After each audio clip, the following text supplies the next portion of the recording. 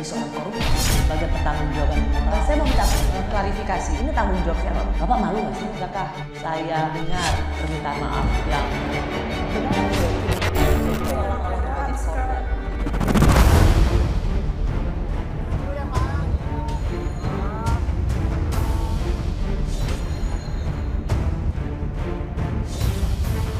Pak Prabowo bertemu tokoh oposisi siapa aja sih, tak boleh tahu? Oh, saya nggak tahu namanya, lupa ya.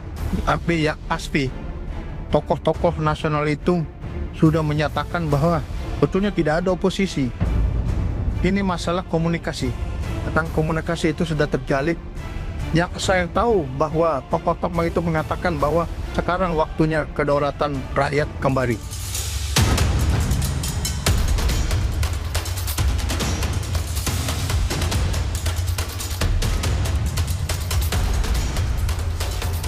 Pak Presiden terbuka untuk berdialog, menerima masukan, kemudian juga beliau menjelaskan program-program yang dalam 1 tahun lebih beberapa bulan ini beliau jalankan yang semua memang berorientasi untuk kepentingan rakyat.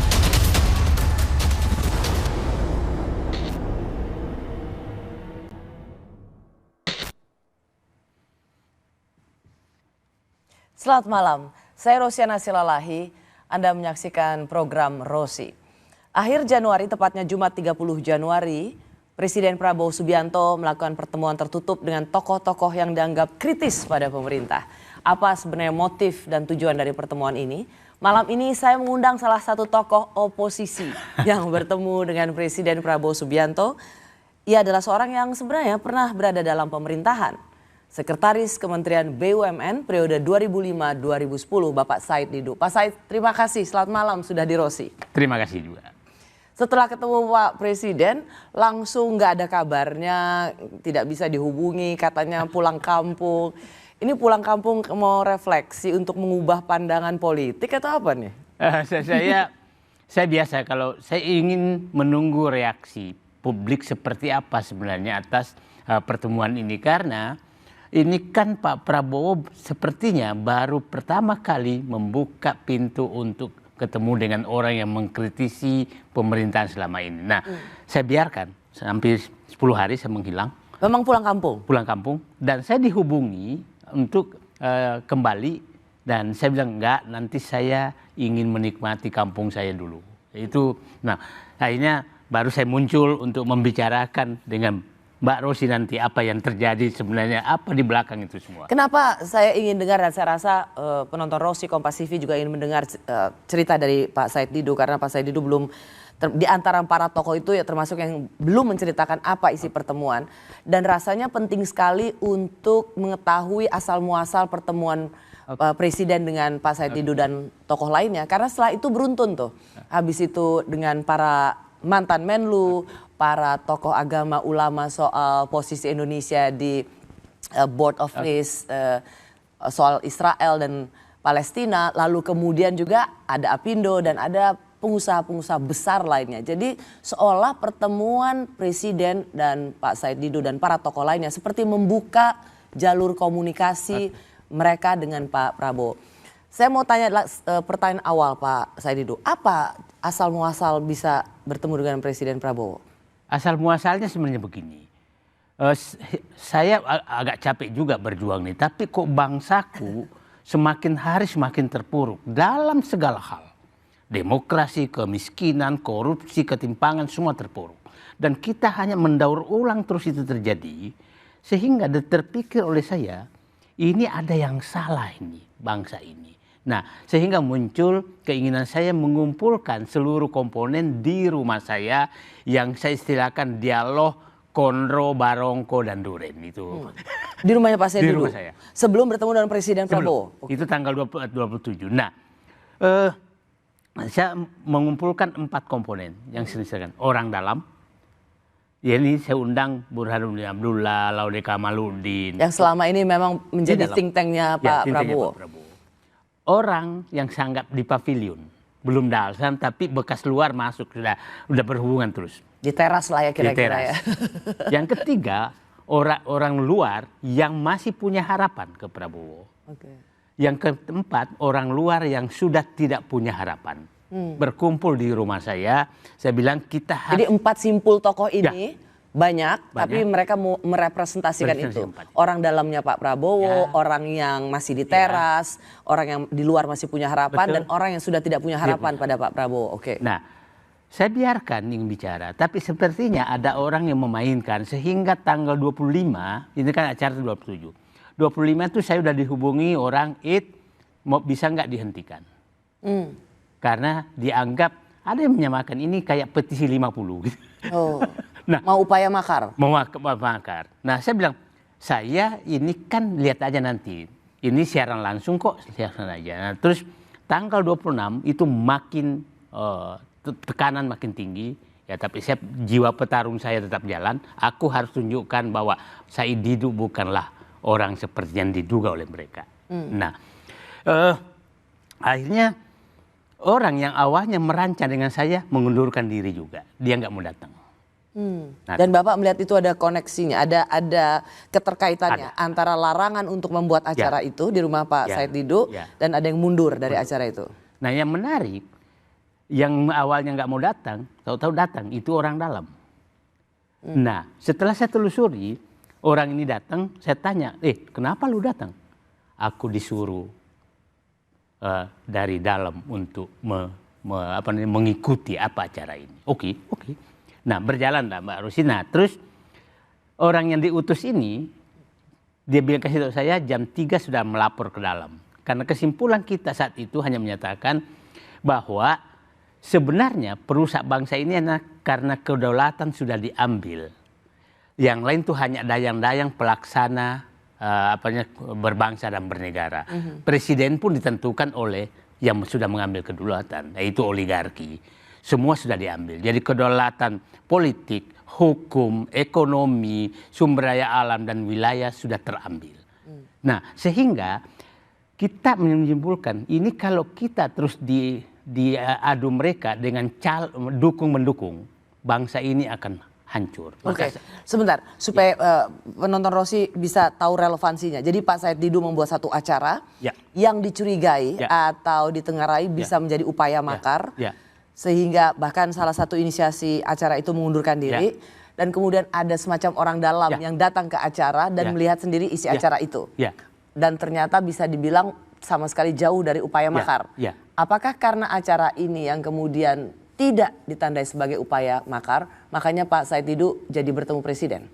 Sepertinya karena kesimpulannya adalah itu. Kami beroposisi terhadap orang yang menghalangi kembalinya kedaulatan. Itu kesimpulan kita. Clear tuh ya? Ya, itu dilaporkan oleh orang diutus ini dan kelihatannya Pak Presiden mengambil, ini oke nih. Ini oke nih kesimpulan ini. Nah, kami tidak beroposisi ke Prabowo, kami tidak beroposisi, tapi oposisi kami adalah siapapun yang pernah yang memegang kedaulatan itu, mengambil kedaulatan itu, siapa yang pernah menyerahkan, itulah oposisi kami ke sana. Nah, jadi itulah sebenarnya cikal bakal mengapa Bapak bertemu dengan Presiden. Apakah betul ya Pak ya, oleh diinisiasi juga atau Pak Safri Samsudin yang ikut membuka jalan? Sepertinya saya nggak tahu karena bukan dia yang menghubungi saya. Nah, orang yang diutus itu menyatakan, tolong, nah setelah itu, ini kan tanggal 27, 28 saya sudah dihubungi, siapkan 5 orang untuk menghadap presiden.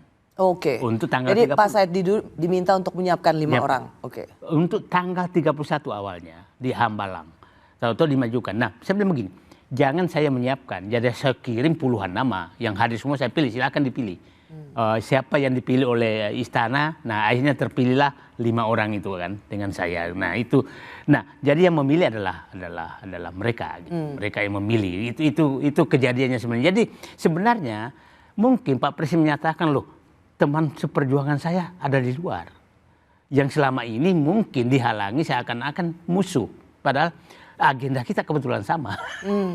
Apakah 5 tokoh yang kemudian kita sudah tahu sama-sama ada Pak Said Didu, Pak Abraham Samad, ada mantan Kabar Eskrim, ada Siti Zuhro.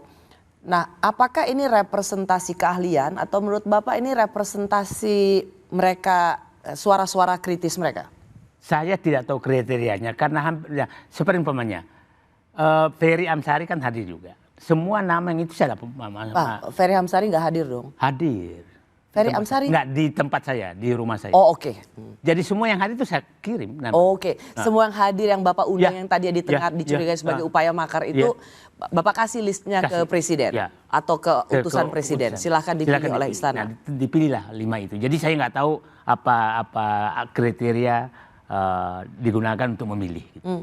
Pak Safri, kemudian tadi kita lihat cuplikan pernyataan Pak Safri, tidak ada tokoh, tidak ada oposisi di negara ini. Apakah memang Pak Said Didu juga sekarang tidak lagi bersifat oposan dalam hal ini? Mungkin kalau dalam terminologi di demokrasi kita tidak ada oposisi tapi bersuara kritis lagi. Apakah karena sudah bertemu dengan Presiden, seorang Said Didu sekarang melempem?